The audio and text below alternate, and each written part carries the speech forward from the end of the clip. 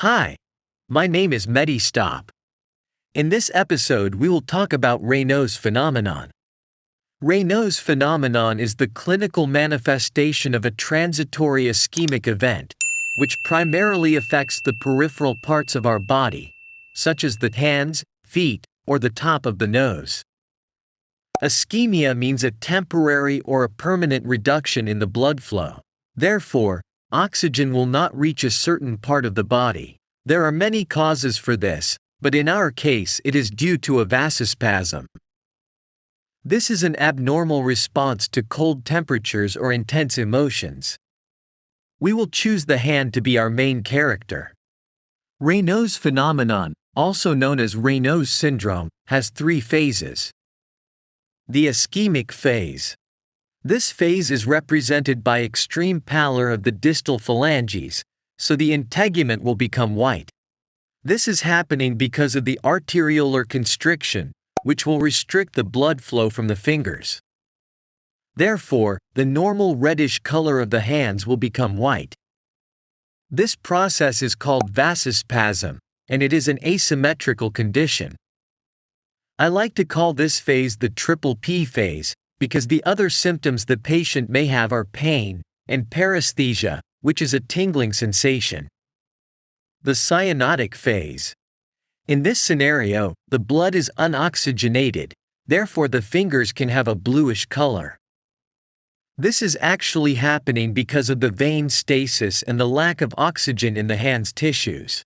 This is also known as local hypoxia. Last but not least, there is the hyperemic phase. The digits will become red.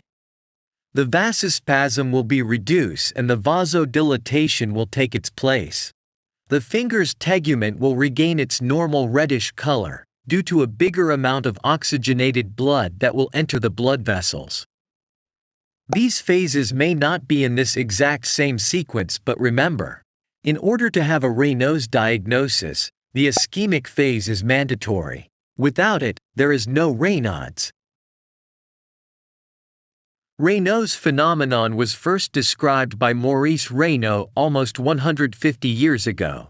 This is a condition that is rather common for women than for men. In almost half the cases it is associated with an autoimmune illness, such as erythematous lupus, rheumatoid arthritis or Sjogren's syndrome.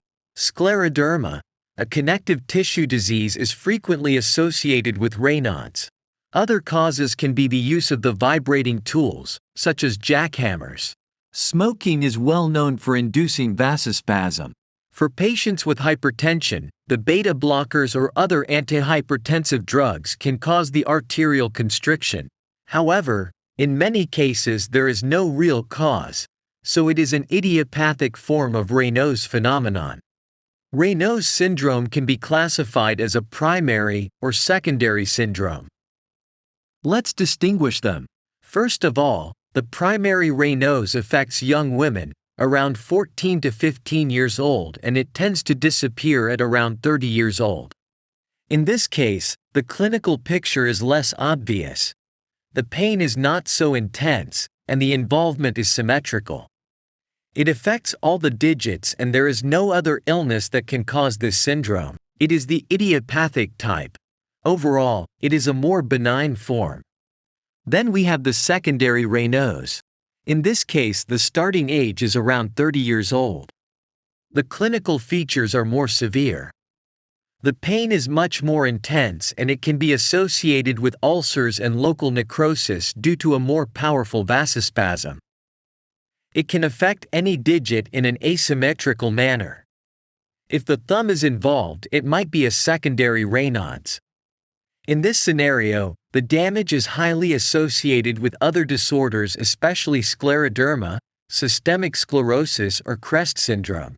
With that being said, here we finish this episode.